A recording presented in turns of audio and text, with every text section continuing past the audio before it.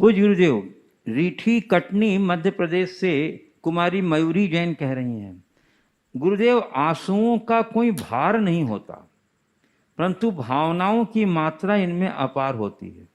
ऐसा क्यों महाराज जी, और ये आते क्यों और इनका जीवन में क्या महत्ता है?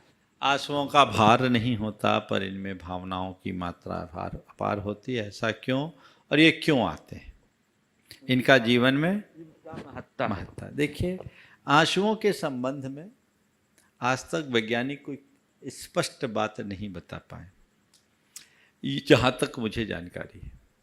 ये हमारी भावनाओं की अभिव्यक्ति का एक रूप है।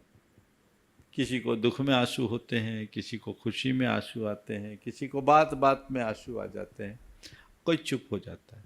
और बच्चा जब रोता है तो जन्म के बाद उसको तो आंसू आता ही है।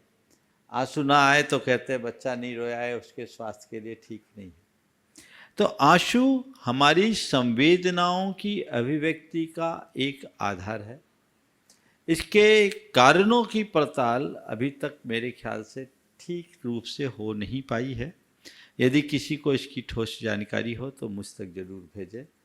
क्या वजह वैज्ञानिक बताते हैं आंसुओं के आने की, और खुशी के आंसू और दुख के आंसू के पीछे क्या कारण होता है।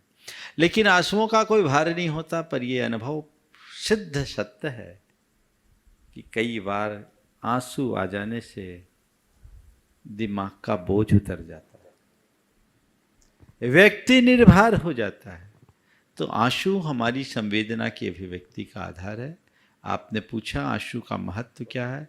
अगर बच्चा जन्म लेते हुए न रोए तो आप समझ लो वो बच्चा मानसिक और दिमागी रूप से अविकसित रहता है, ऐसा कहते हैं।